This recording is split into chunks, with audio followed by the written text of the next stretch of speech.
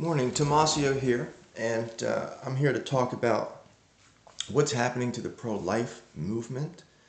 And it is my belief that Ted Cruz and Carly Fiorina are in essence trying to take over the pro-life movement, and the pro-life movement is falling for it.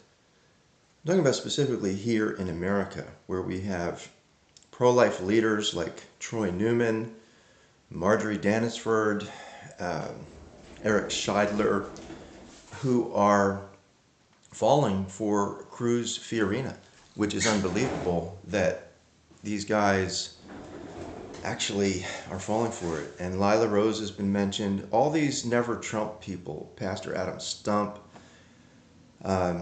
the list goes on and on and on, okay? Thankfully, Father Frank Pavone hasn't fallen for it, but I know initially they tried to get Father Pavone because he had Carly Fiorina in on one of his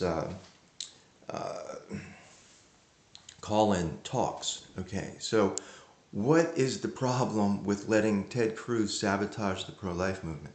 Well, the problem is he's using it for political purposes. He figured he could get the pro-lifers by telling them how pro-life he is. And the reality is he was interviewed on EWTN, and he's not against contraception, and a lot of contraception causes abortion, okay? So, anybody that thinks Ted Cruz is the perfect pro-lifer is mistaken, okay? He's not, okay? Now, that aside, I'm happy Ted Cruz is against abortion, and I'm happy Carly Fiorina is against abortion.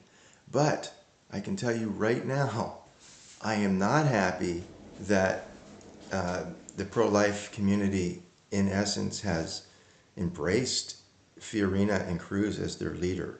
Because it takes more than just saying I'm pro-life, I'm against abortion, okay? You have to have a heart for Jesus and for Mary. Okay, and it's a passionate heart. It's a heart that is, you're not supposed to be like a very unlikable person. When people meet you, it's like, ew, I don't like that person, because that's going to reflect on what you have to say.